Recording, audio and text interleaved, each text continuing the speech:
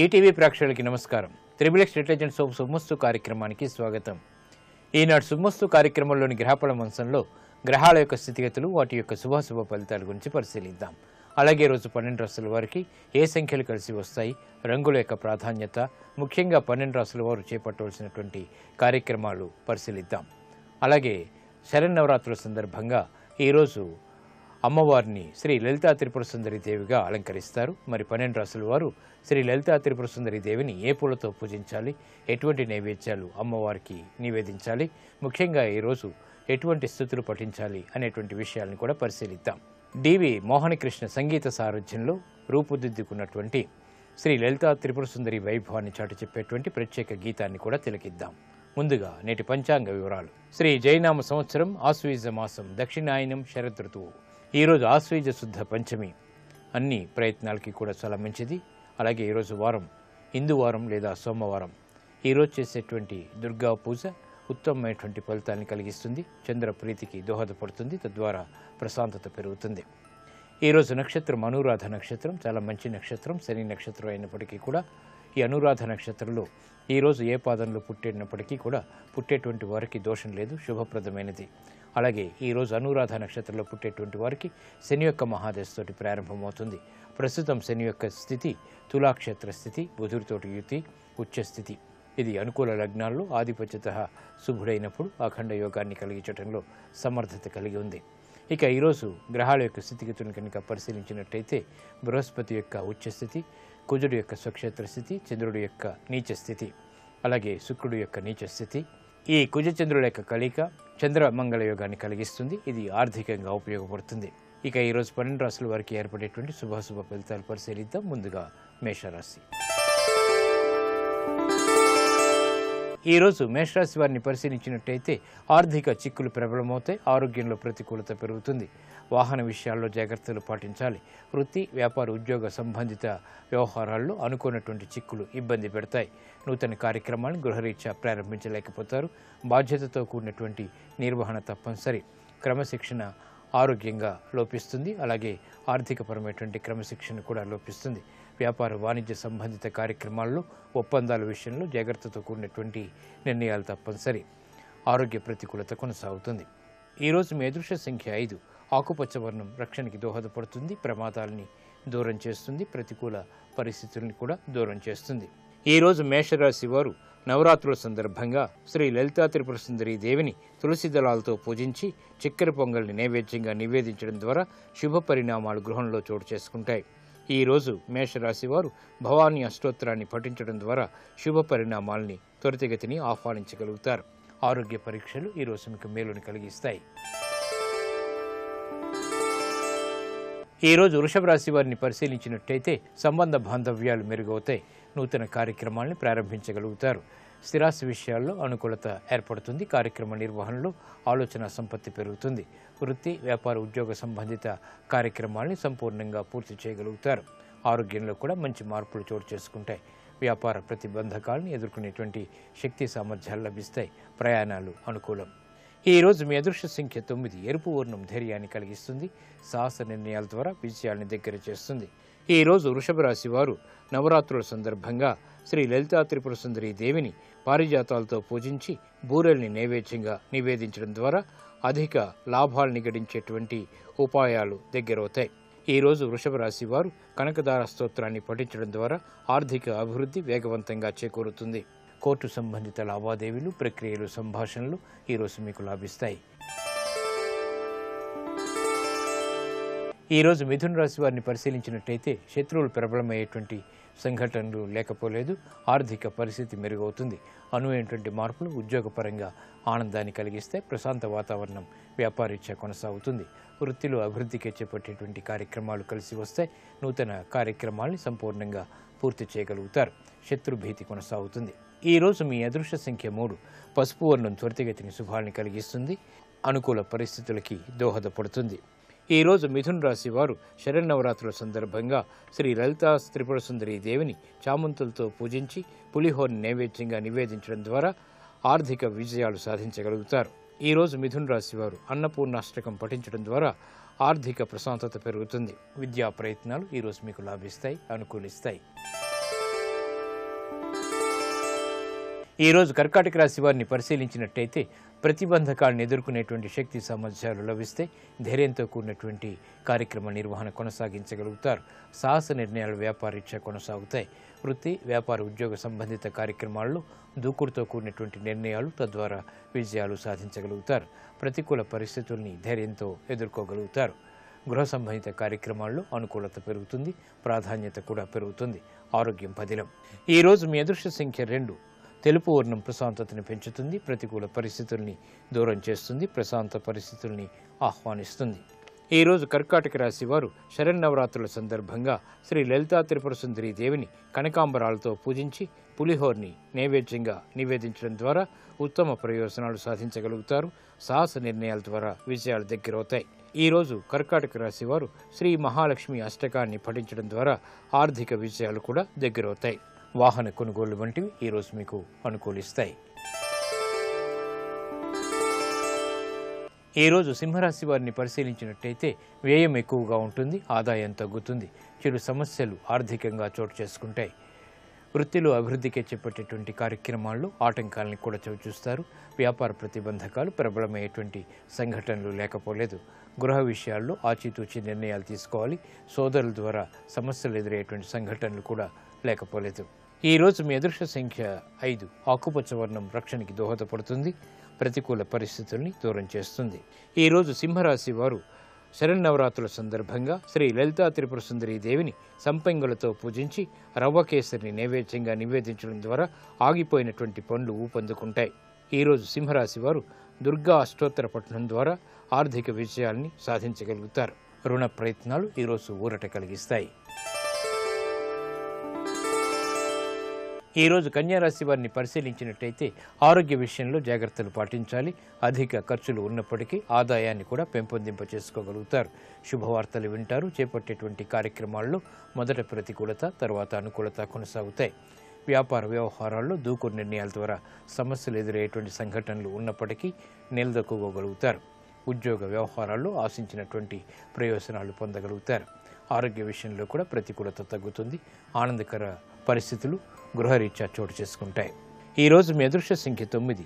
ఎరుపు వర్ణం ధైర్యాన్ని కలిగిస్తుంది, ప్రతికూల పరిస్థితుల్ని ఎదుర్కొనేటువంటి శక్తి సామర్థ్యాలను కలిగిస్తుంది. ఈరోజు కన్యారాశి వారు శరన్నవరాత్రుల సందర్భంగా శ్రీ లలితా త్రిపుర సుందరి దేవిని చామంతులతో పూజించి గారెల్ని నైవేద్యంగా నివేదించడం ద్వారా శుభవార్తలు వింటారు. శుభ ప్రయత్నాలు ఫలిస్తాయి. ఈరోజు కన్యారాశి వారు శ్రీ అంబాష్టక పఠనం ద్వారా ఆర్థిక చిక్కుల నుంచి బయటికి రాగలుగుతారు. ఆర్థిక లావాదేవీలు, సంభాషణలు ఈరోజు మీకు లాభిస్తాయి.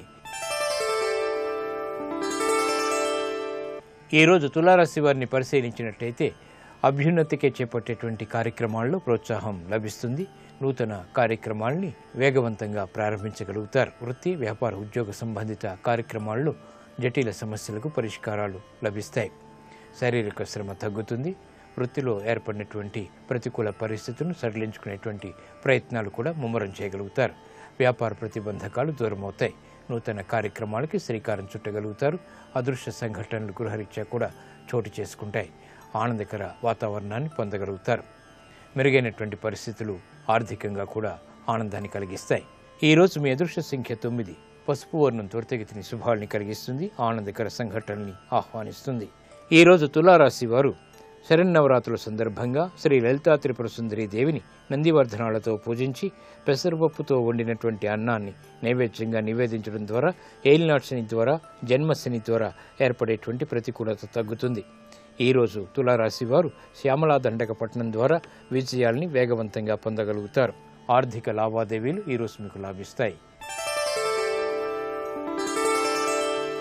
ఈరోజు వృశ్చిక రాశి వారిని పరిశీలించినట్టయితే ఆహ్లాద సంఘటనలు గృహంలో చోటు చేసుకుంటాయి. ప్రశాంతత అన్ని రంగాల వారికి కూడా ఏర్పడుతుంది. క్రమశిక్షణతో కూడినటువంటి కార్యక్రమ నిర్వహణ కొనసాగించగలుగుతారు.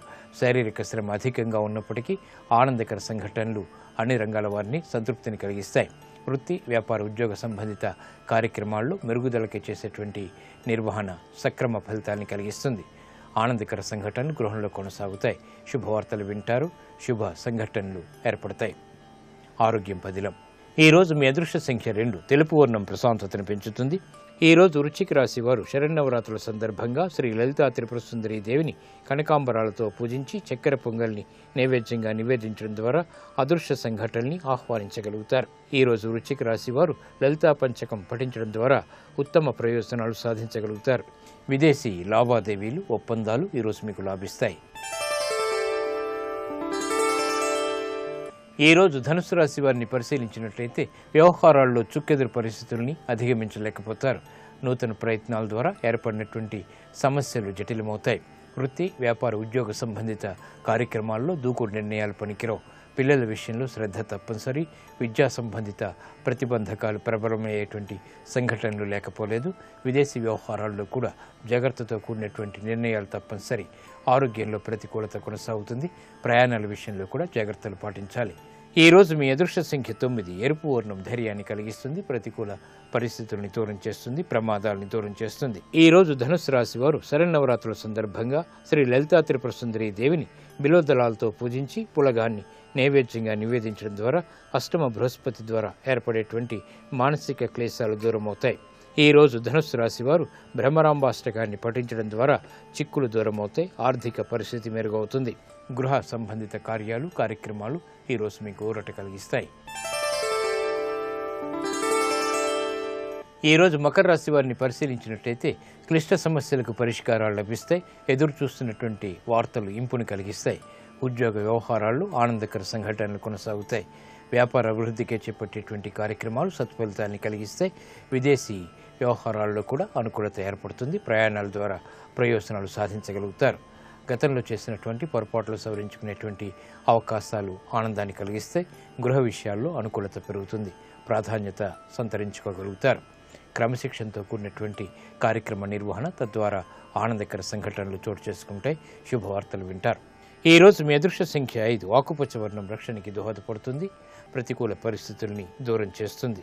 ఈ రోజు మకర రాశి వారు శరన్నవరాత్రుల సందర్భంగా శ్రీ లలితా త్రిపుర సుందరి దేవిని చామంతులతో పూజించి చక్కెర పొంగల్ని నైవేద్యంగా నివేదించడం ద్వారా శుభ పరిణామాలు గృహంలో చోటు చేసుకుంటాయి. ఈ రోజు మకర రాశి వారు మహిషాసుర మర్దిని స్తోత్రాన్ని పఠించడం ద్వారా ఆర్థిక విజయాలు వేగవంతంగా దగ్గరవుతాయి.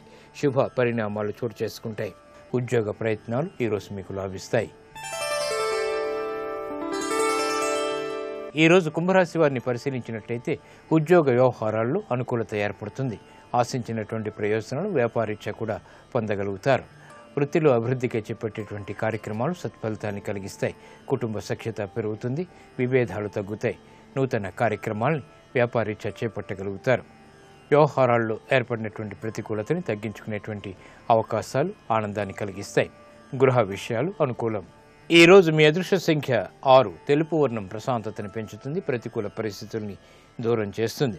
ఈ రోజు కుంభరాశి వారు శరన్నవరాత్రుల సందర్భంగా శ్రీ లలితా త్రిపుర సుందరి దేవిని పారిజాతాలతో పూజించి పులిహోర్ని నైవేద్యంగా నివేదించడం ద్వారా అష్టమ రాహు ద్వారా, రవి ద్వారా ఏర్పడేటువంటి ప్రమాదాలు దూరమవుతాయి. ఈరోజు కుంభరాశి వారు రాజరాజేశ్వరి అష్టకాన్ని పఠించడం శ్రేయస్కరం. ప్రమాదాలు దూరమవుతాయి.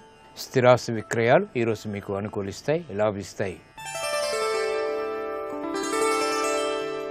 ఈరోజు మీనరాశి వారిని పరిశీలించినట్టయితే వ్యవహారాల్లో ఆనందకర సంఘటనలు చోటు చేసుకుంటే స్వతంత్ర నిర్ణయాలు తీసుకోగలుగుతారు. విద్యాపరమైనటువంటి చిక్కుల నుంచి బయటికి రాగలుగుతారు. ఉత్తేజంతో కూడినటువంటి కార్యక్రమ నిర్వహణ కొనసాగించగలుగుతారు.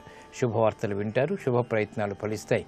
ఉద్యోగ సంబంధిత వ్యవహారాల్లో కీలక బాధ్యతల ద్వారా ప్రశంసలు పొందగలుగుతారు. వ్యవహారాల్లో ఏర్పడినటువంటి ప్రతికూల పరిస్థితులను సడలించుకోగలుగుతారు. గృహ విషయాల్లో ఆనందకర సంఘటనలు కొనసాగుతాయి. వినోదాల్లో పాల్గొంటారు. ఈ రోజు మీ అదృష్ట సంఖ్య 2. తెలుపు వర్ణం ఆనందాన్ని కలిగిస్తుంది. ప్రశాంతతను పెంచుతుంది. ఈ రోజు మీనరాశి వారు శరన్నవరాత్రుల సందర్భంగా శ్రీ లలితా త్రిపుర సుందరి దేవిని సన్నజాజులతో పూజించి పానకం, వడపప్పు నైవేద్యంగా నివేదించడం ద్వారా పిల్లల ద్వారా ఆనందం లభిస్తుంది. విదేశీ సంబంధిత వ్యవహారాల్లో కూడా విజయాలు సాధించగలుగుతారు. ఈ రోజు మీనరాశి వారు అష్టలక్ష్మి స్తోత్రాన్ని పఠించడం ద్వారా ఆర్థిక విజయాలు వేగవంతంగా దగ్గరవుతాయి. ఆర్థిక నూతన ప్రయత్నాలు ఈరోజు మీకు లాభిస్తాయి.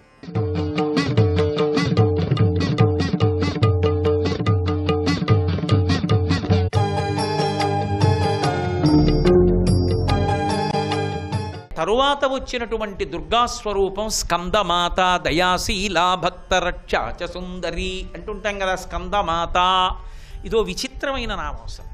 అసలు ఈ నామమే చాలా ఆశ్చర్యకరమైన నామం. స్కందుడు అన్న మాటకు అర్థం ఏమిటంటే గర్భస్రావమైతే పుట్టినవాడు. గర్భస్రావమైతే పిల్లాడు ఎలా బతుకుతాడు?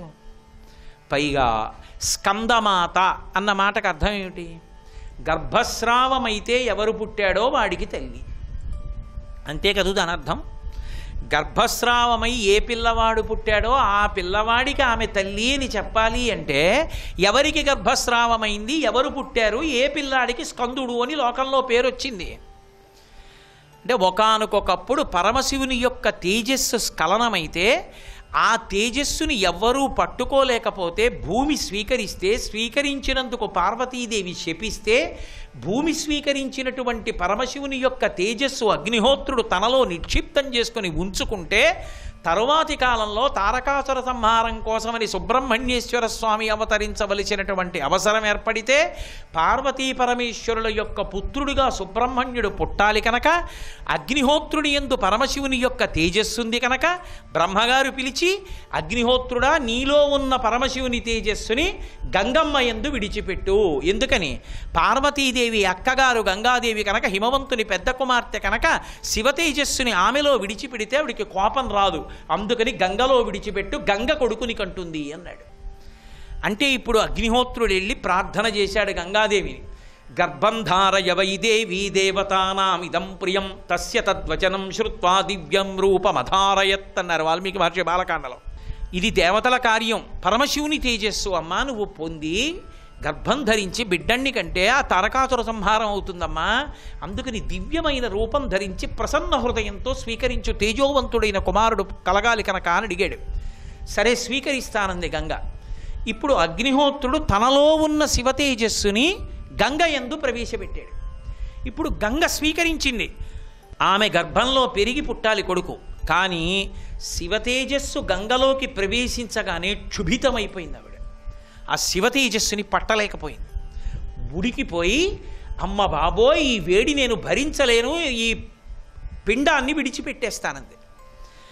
ఇంకా పూర్తిగా ఏర్పడనటువంటి ఆ పిండాన్ని వదిలిపెట్టేస్తానని భరించలేక బాధపడుతున్నటువంటి గంగమ్మతో అగ్నిహోత్రుడు దేవతలు ఆ పిల్లాన్ని నీ కడుపులోంచి జారిపోతున్నవాణ్ణి, ఇంకా నిండుగా ప్రసవ సమయం ఆసన్నం అవ్వకుండానే జారిపోతున్నవాణ్ణి, గర్భస్రావం అవుతున్నవాణ్ణి తీసుకుని వెళ్ళి హిమాలయ పర్వత ప్రాంతములలో ఉన్న చిన్న కొండ మీద ఉన్న రెల్లు దుబ్బులలో విడిచిపెట్టేవన్నారు. తీసుకెళ్ళి గంగమ్మ వదిలేసింది. అక్కడ పుట్టాడు. గంగకి గర్భస్రావం అయితే పుట్టాడు కాబట్టి స్కందుడు అని పేరు వచ్చింది. గంగకి గర్భస్రావం అయితే పుట్టిన వాడికి నవదుర్గలలో వచ్చిన అమ్మవారికి స్కందమాత అన్న పేరు ఎలా అన్వయం అవుతుంది? గంగా గర్భం కదా స్రావం అయింది, అమ్మవారు ఎలా తల్లి అయింది? అక్కడ స్కందమాత అన్న నామం ఎలా అన్వయం అవుతుంది? అంటే దీన్ని త్రిపురా రహస్యంలో చెప్పారు అని. ఒకానొకప్పుడు ఒక ఆశ్చర్యకరమైన సందర్భం, అసలు మీరు జాగ్రత్తగా గమనిస్తే అమ్మవారి యందు ఒక చమత్కారం ఉంటుంది.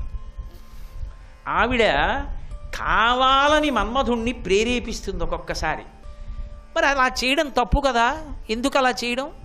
శంకరాచార్యుల వారు ఒక చోట దీని గురించి సౌందర్యలహరిలో చాలా విశేషంగా అద్భుతంగా మాట్లాడారు. హరిస్వామారాధ్య ప్రణత జన సౌభాగ్యజననీ పురాణారీ భూత్వా పురరపిమపి క్షోభమనయత్ స్మరూపిత్వా నత్వా రతినయనలేహ్యేన వపుషా మునీనామప్యంతః ప్రభవతి మోహాయమిహ కిం మిహతాం అన్నారు.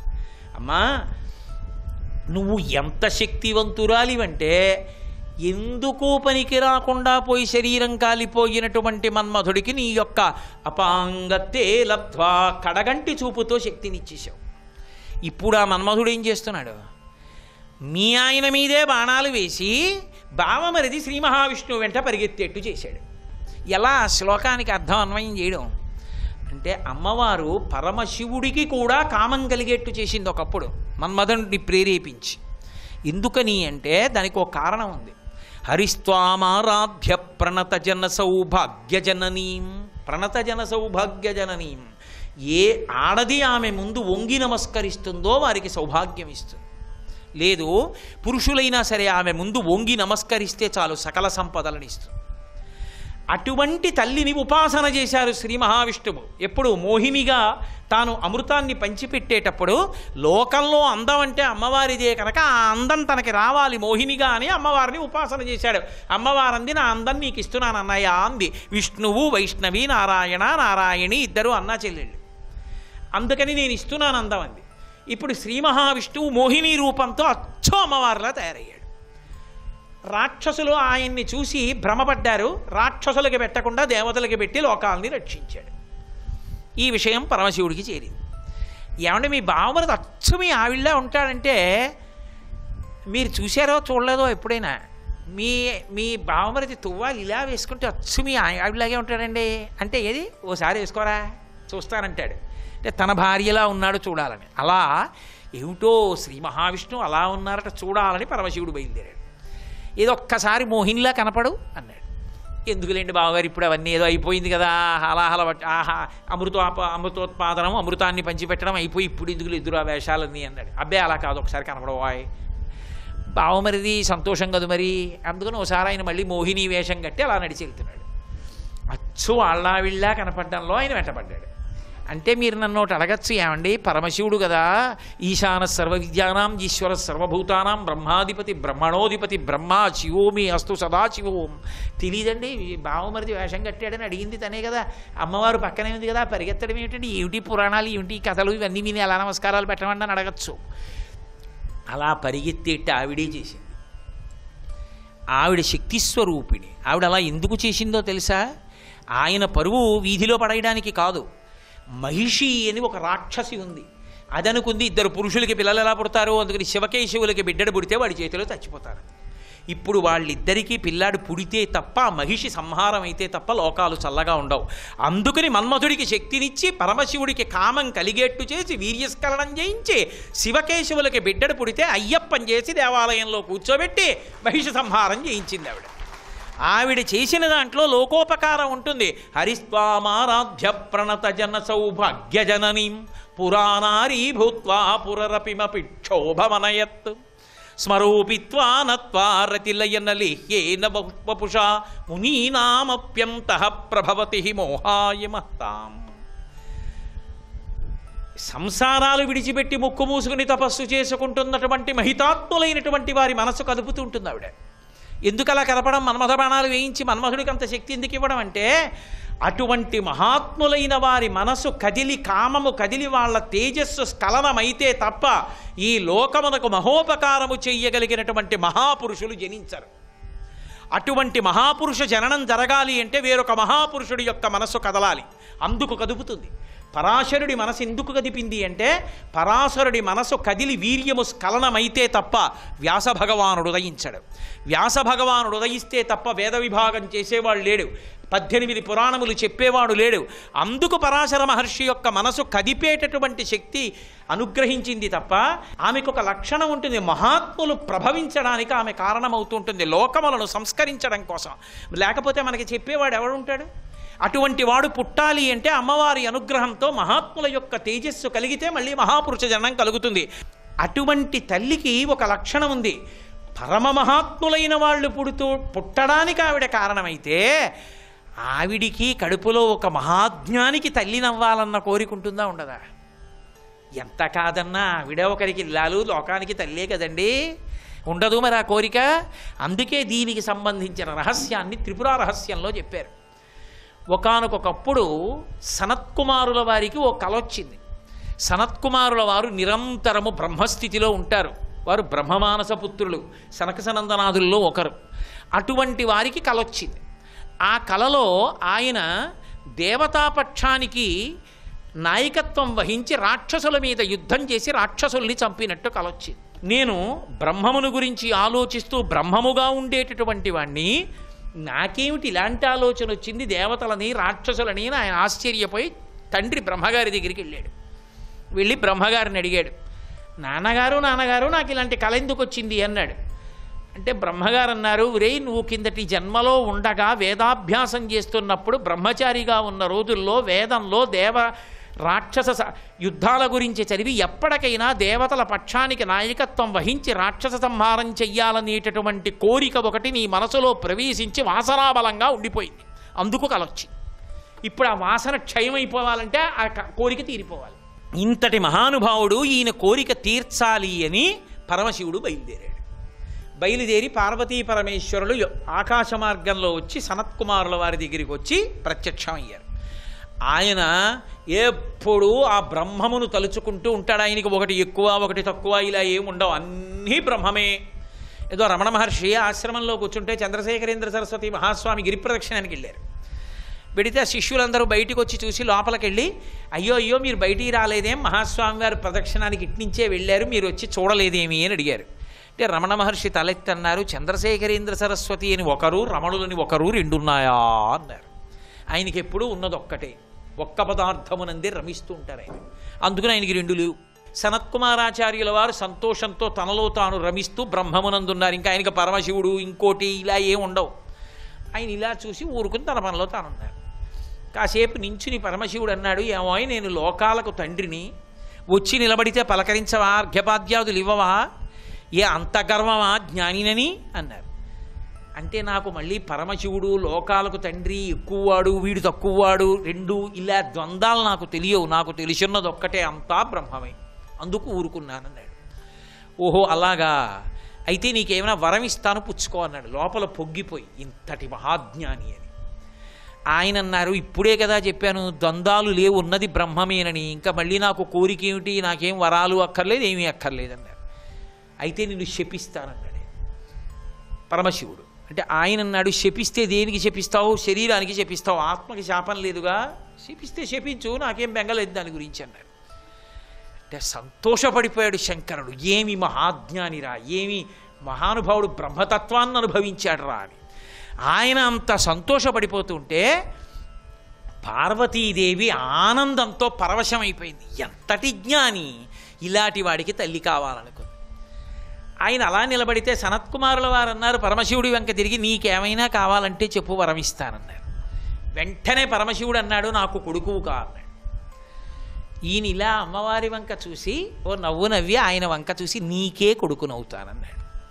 ఆవిడకు అనుమానం వచ్చింది, అంటే నీకే కొడుకునవుతానంటావేమిటి, మాకే కొడుకు అవ్వాలండి.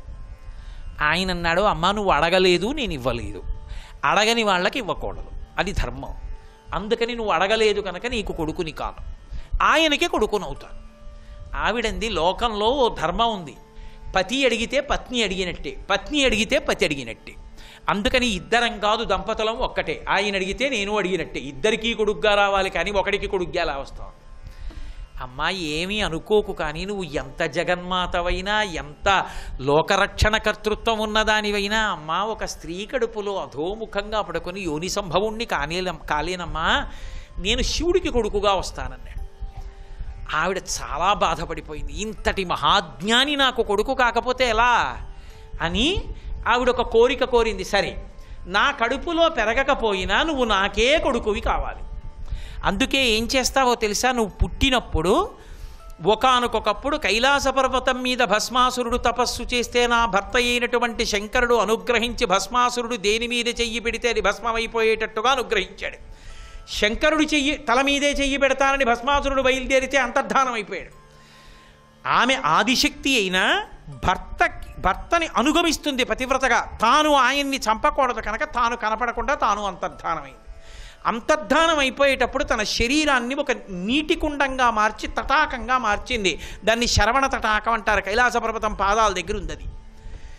కాబట్టి నువ్వు నా శరీరంలోంచి రాను అంటే ఒక పని చేయి, నువ్వు పుట్టేటప్పుడు ఆ శరవణ తటాకంలోంచి బయటికి రా, నీకు శరవణ భవ అని పేరు, నీ మంత్రం కూడా అంతే షడక్షరి, అందుకని శరవణ భవుడివికా అంది.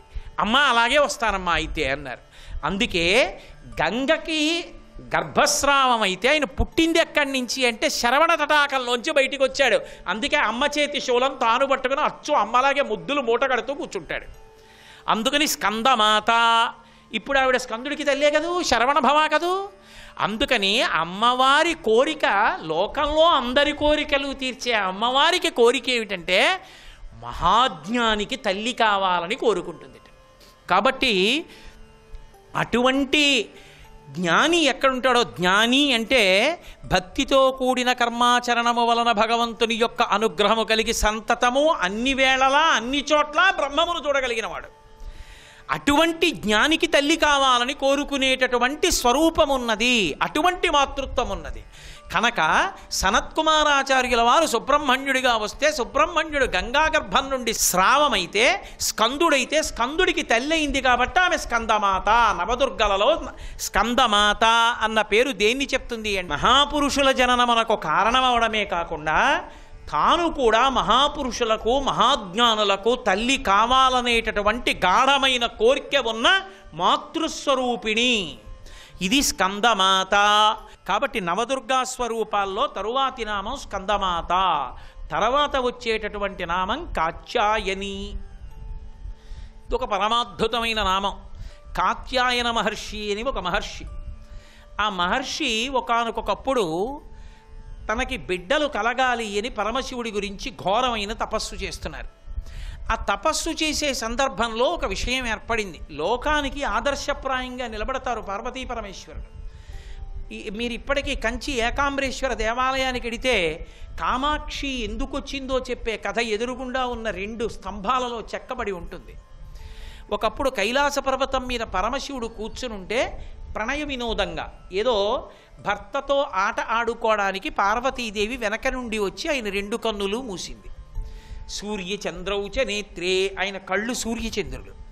ఆయన కళ్ళు ఇలా 2 మూసేటప్పటికే లోకానికి సూర్యచంద్రులు ఇద్దరూ లేకుండా పోయారు. లేకపోతే వాళ్ళిద్దరూ లేకపోతే ఇక కాలగమనమే ఉంది? కాలగమనం లేదు. లోకములన్నీ కూడా చాలా క్షుభితమైపోయాయి. వెంటనే పరమశివుడు లోకాల్ని ఆదుకుని కాంతిని ప్రసరించడం కోసం 3వ కన్ను తెరిచి అగ్ని సంబంధమైన కాంతిని వర్షించాడు. ఆమె 2 చేతులు తీసి భర్త వంక చూసింది. ఆమె సర్వజ్ఞ, ఆమె తెలియనిది ఏం కాదు. నేను ప్రణయానికి మీ 2 కన్నుల మీద చేతులు పెట్టినా లోకానికి జరిగిన ఉపద్రవాన్ని గ్రహించాను.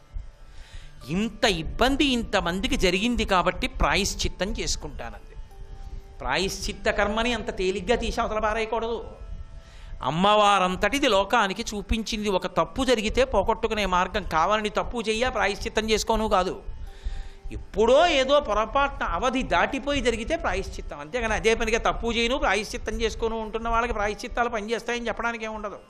కాబట్టి నేను ప్రాయశ్చిత్తం చేసుకుంటానంది. పరమశివుడు అన్నాడు, ప్రాయశ్చిత్తం చేసుకుంటానంటే ఒక పని చేయి, భూమండలం మీదకి వెళ్ళి తపస్సు చేయి, అదిగో ఆ కాత్యాయనుడి కోరిక కూడా తీరుతుందన్నాడు. వెంటనే ఆమె ఒక శిశు రూపాన్ని పొంది బదరికాశ్రమంలో పడుకుంది.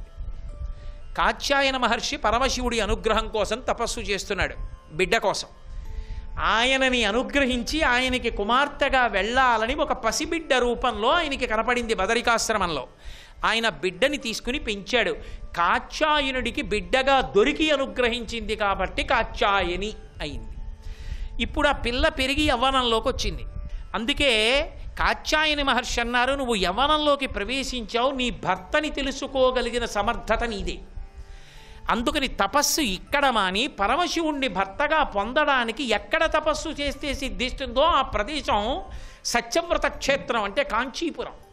దక్షిణాన ఉన్న ఏకైక మోక్షపురి. అయోధ్య మధురా మాయా కాశీ కాంచీ అవంతికా పురి ద్వారవతీ చైవా సప్తైతే మోక్షదాయక అని. అందుకని దక్షిణాన ఉన్న ఏకైక మోక్షపురి కాబట్టి సత్యవ్రత క్షేత్రం అని పేరు. నువ్వు కాంచీపురంలోకి వెళ్ళిపోయావని గుర్తేమిటంటే నీకు కొన్ని వస్తువులు ఇస్తాను. ఒక గొడుగు, ఒక వింజామర, ఒక విషినికర్ర, గంగతీర్థం, గంగ ఒడ్డున ఉన్న ఇసక, ఒక యోగదండం, ఓ పుస్తకం, వేయించిన పెసలు, ఇలాంటి వస్తువులు ఇస్తాను. ఈ వస్తువులన్నీ మార్పు చెందుతాయి కాంచీపురంలోకి వెడితే. నీ దగ్గరున్నటువంటి కుంభం యోగదండంగా మారిపోతుంది, యోగదండం త్రిశూలంగా మారిపోతుంది, ఇసుక బిల్వదళాలుగా మారిపోతుంది. ఇలా వస్తువులు ఎక్కడ మారతాయో అది కాంచీపురం అని గుర్తించు అన్నాడు. అమ్మవారికి తెలియక లౌకికంగా తండ్రి ఆజ్ఞ పాలిస్తుంది లోకానికి ధర్మం నేర్పడానికి. ఆమె కాంచీపురం వచ్చింది. వచ్చి తపస్సులో కూర్చుని తపస్సు చేస్తోంది. పరమశివుడి కోసం తపస్సు చేస్తుంటే పరమశివుడు ఎప్పుడూ ఆవిడ పాతివ్రత్యాన్ని లోకానికి చెప్తుంటాడు. అది పరీక్ష, అంతేగాని ఆయన భార్యను ఆయన పరీక్షలు పెట్టడం. కాబట్టి ఆయన ఏం చేశాడంటే ఏం చేస్తుందో చూస్తానని ఆమె 2 చేతులతో ఇసక ఇలా తీసి కుప్ప చేసింది. అదే సైకతలింగం. ఆ సైకతలింగానికి పూజ చేస్తోంది. ఏం చేస్తుందో చూస్తానని తన జటాజూటంలోంచి బ్రహ్మాండమైన గంగా ప్రవాహాన్ని విడిచిపెట్టాడు.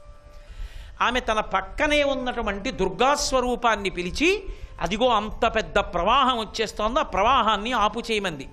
జలప్రళయబంధిని అన్న పేరుతో దుర్గామాత తన దగ్గర ఉన్నటువంటి ఒక కపాలంలోకి మొత్తం గంగనంతటిని పట్టేసింది.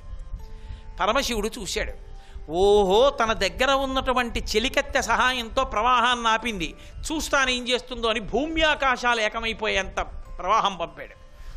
ఆవిడ వెంటనే తన అన్నగారైన శ్రీ మహావిష్ణువుని ప్రార్థించింది. అన్నయ్య అన్నయ్య, మీ బావగారు ఇంత పని చేస్తున్నారు, ఇంత ప్రవాహం వచ్చేస్తోంది, శివలింగం కొట్టుకుపోతుందేమో అంది. అంటే ఆయన అన్నాడు, ప్రవాహం వస్తోంది నువ్వు కొట్టుకుపోతున్నావని కాదు నీ బెంగ, శివలింగం కొట్టుకుపోతుందని. ఆ భక్తి ఆవిష్కరించమ్మా, బావగారు పరవశలవుతారు అన్నాడు. అనగానే ఆవిడ గబగబా వంగి శివలింగాన్ని కౌగిలించుకుంది. ఉమాలింగన సంక్రాంత కుచకంకణముద్రితం లింగమేకాం రనాథస్యాసైకతం సముపాస్మహే. అందుకే ఇప్పటికీ ఏకాంబరేశ్వర శివలింగం మీద పార్వతీదేవి యొక్క కుచముల ముద్రలు, ఆవిడ చేతి కంకణముల ముద్రలు ఉంటాయి. నీటితో అభిషేకం చెయ్యకూడదు కాబట్టే ఇప్పటికీ మల్లె నూనెతో అభిషేకం చేస్తుంటారు ఏకాంబరేశ్వర లింగానికి. పౌరై గూళ్ళ కనపడుతుంది చూడ్డానికి. అటువంటి శివలింగాన్ని కౌగిలించుకుంటే పరమశివుడు ఆమె యొక్క భక్తిని చూసి పరవశించిపోయాడు. తాను ఏ చిన్న దోషం చేసిందో ఆ దోషానికి ప్రాయశ్చిత్తం అయిపోయింది పతిభక్తి చేత. ఇప్పుడు ఆయన గభాలన అవతరించాడు, వచ్చేస్తోంది గంగ. మరి ఆయన వదిలిపెట్టిన గంగేగా, కాలెత్తి ఒక్క దన్ను తన్నాడు. తంతే వెంటనే ఆ గంగ భూమిలోకి వెళ్ళిపోయింది, అంతర్వాహినిగా వెళ్ళిపోయి పక్క నుంచి భూమి లోపల ప్రవహిస్తుంది. అందుకే మీరు ఇప్పటికీ ఏకాంబరేశ్వర క్షేత్రానికి వెడితే పరిమళ కుంతలాంబ అని ఉంటుంది, సహస్రలింగం. చంద్రశేఖరేంద్ర సరస్వతి మహాస్వామి వారికి సహస్ర చంద్ర దర్శనోత్సవాలు జరిగినప్పుడు అందులో రజతలింగాలు పెట్టి అభిషేకం చేశారు. ఆ సహస్రలింగం దగ్గరికి వెళ్ళినప్పుడు భూమి పక్కన ఉన్న తూము దగ్గర చెవి పెట్టి వింటే గుడుగుడు గుడుగుడు గుడుగుడు శబ్దం వినబడుతుంది. ఆ ప్రవాహాన్ని చూసి ఆ అమ్మవారు భయపడి శివలింగం కొట్టుకుపోతుందని కంపా కంపా కంపా అంది. భయపడుతున్నానంది. ఆవిడికి భయం కాదు, భర్త శివలింగం కోసం. లోకమునందు ప్రేమ, భర్త యందు అంతటి భక్తి ఏకకాలమునందు ఆవిష్కరించినటువంటి తల్లి. ఆ తల్లి తపోకామాక్షి అన్న పేరుతో వచ్చినటువంటి కాత్యాయని స్వరూపం. అంత గొప్ప తల్లి కనుక నవదుర్గలలో ఒక తల్లి అయి పతిభక్తిని, లోకమునందు అనురక్తిని వ్యక్తం చేసింది. అటువంటి కాత్యాయని స్వరూపం నవదుర్గలలో ఒకటి. స్మరించినంత మాత్రం చేత అనుగ్రహించగలదా తల్లి. సర్వం శ్రీ ఉమామహేశ్వర పరబ్రహ్మార్పణమస్తు. స్వస్తి. పరమశివుడు కళ్యాణం చేసుకుంటే మరి ఆమె నల్లగానేగా ఉండాలి, అకస్మాత్తుగా రంగు మారదుగా. కానీ ఆమె రంగు మార్చుకుని నేను నల్లగా ఉండను, నీ పక్కన నేను పసుపు ఎరుపులతో కూడిన గౌరవర్ణాన్ని పొందుతానంది.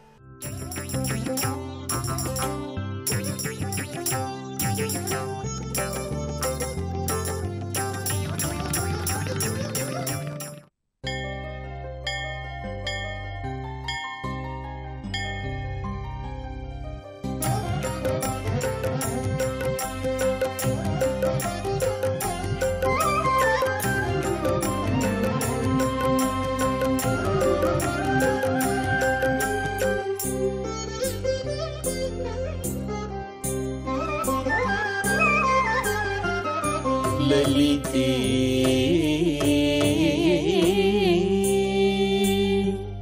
ललिते श्री प्रवृद्धि श्रीमती ललिते श्री प्रवृद्धि श्रीमती ललिते श्री प्रवृद्धि श्रीमती ललिते श्री प्रवृद्धि श्रीमती ललिते श्री प्रवृद्धि श्रीमती ललिते श्री प्रवृद्धि श्रीमती लावण्यनिधिमती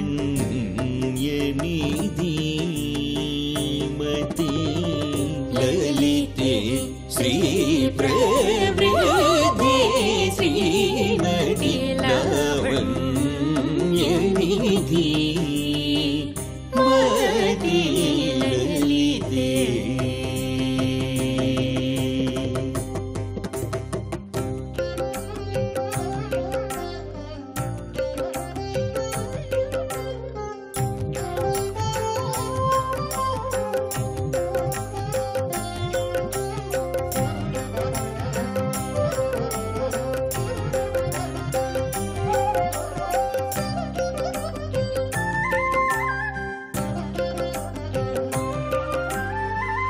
తెలివిని వర్ధిల్లు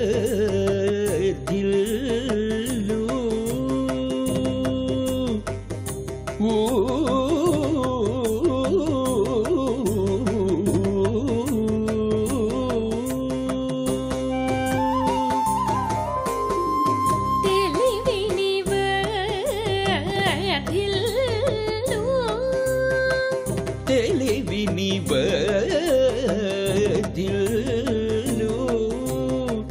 తెలివిని వర్ధిల్లు శ్రీ తపస్థిత నగర నిలయే తెలివిని వర్ధిల్లు శ్రీ తపస్థిత నగర నిలయే లలితే శ్రీ ప్రవృద్ధి శ్రీమతి లావణ్యనిధి మతి లలితే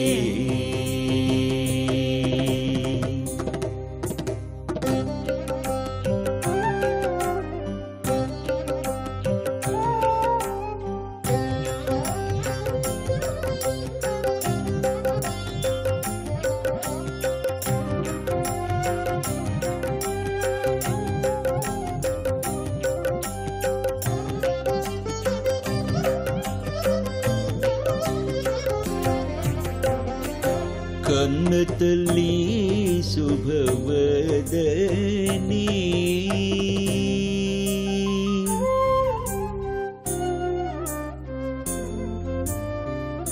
కన్న తల్లి శుభవదనీ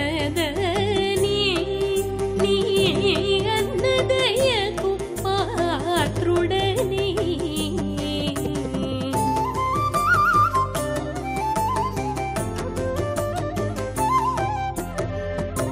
కన్న తల్లి శుభవదనీ నీ అన్నదయకు పాత్రుడనే తిన్నగ శరణు జోచితిని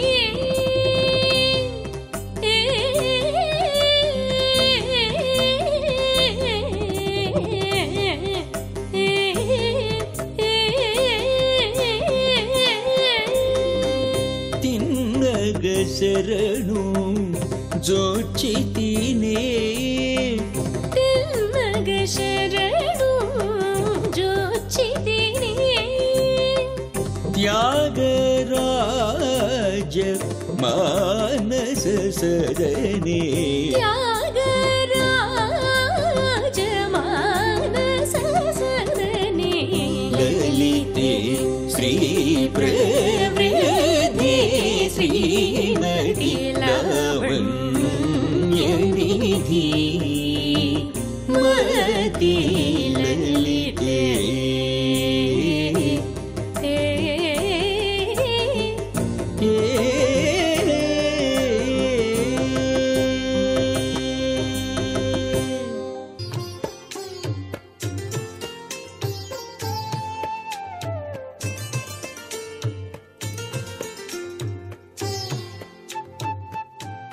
XXX డిటర్జెంట్ సోప్ శుభమస్తు కార్యక్రమంలో గృహబలం అంశానికి స్వాగతం.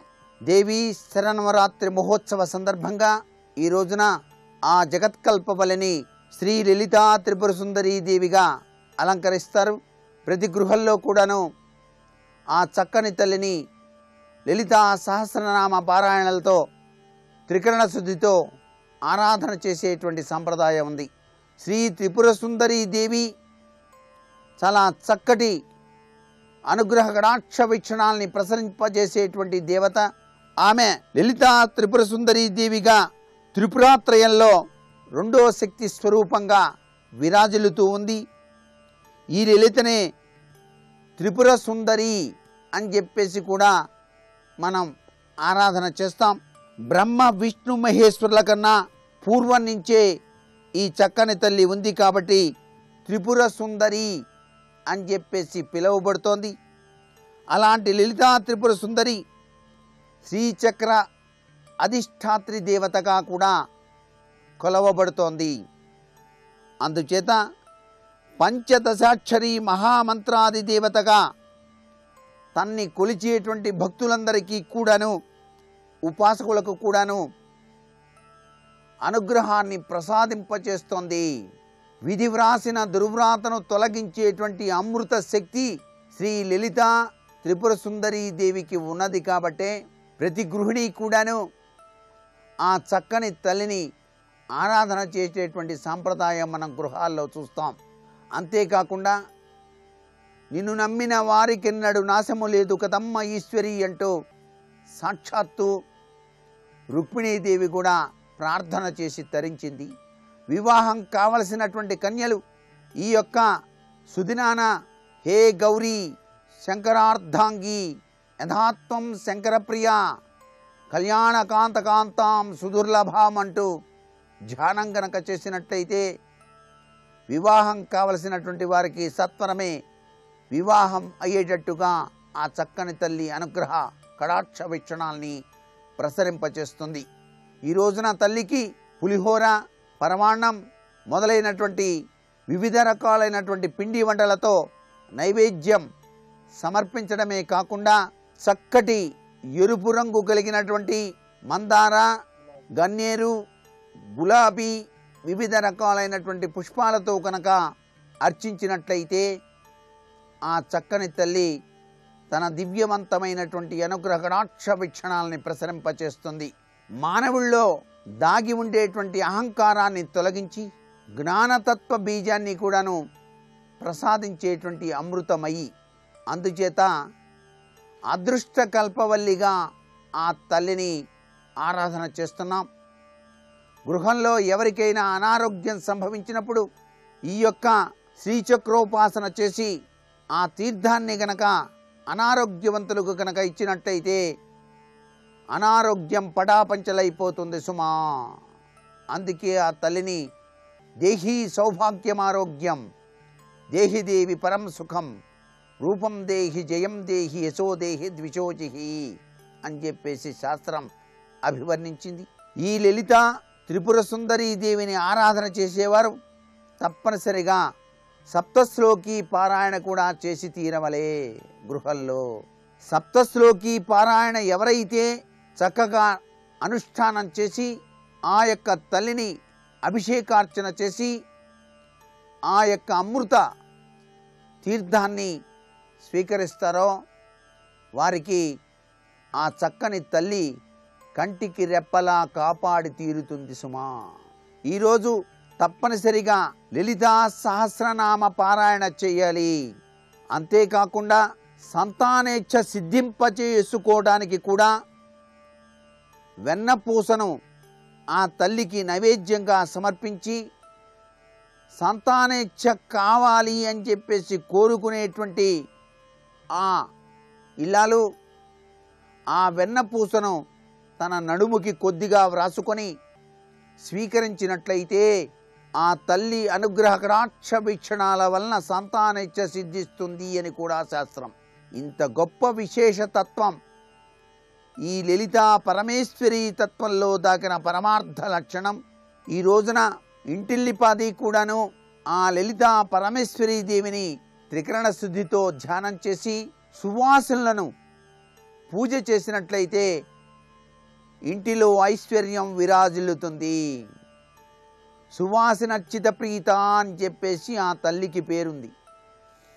అందుచేత పెద్ద ముత్తైదువులను ఇంటికి పిలిపించి వారికి చక్కగా అలంకరణ చేసి పసుపు, కుంకుమ, గంధం ఇవన్నీ కూడా సమర్పించి ఆ పాదాలను స్పృశిస్తూ నమస్కృతాంజలి ఘటించి చక్కటి ఎరుపు వన్నె కలిగినటువంటి చీరను, రేవికెను ఆ పరమేశ్వరీ దేవిగా భావన చేస్తూ సువాసనకి అలా ప్రసాదింపజేసి ఆశీస్సులు గనక పొందినట్లయితే ఎంతో అద్భుతవంతమైనటువంటి సౌభాగ్య లక్షణం ఆ ఇంటి ఇల్లాలకి కలిగి తీరుతుంది సుమా.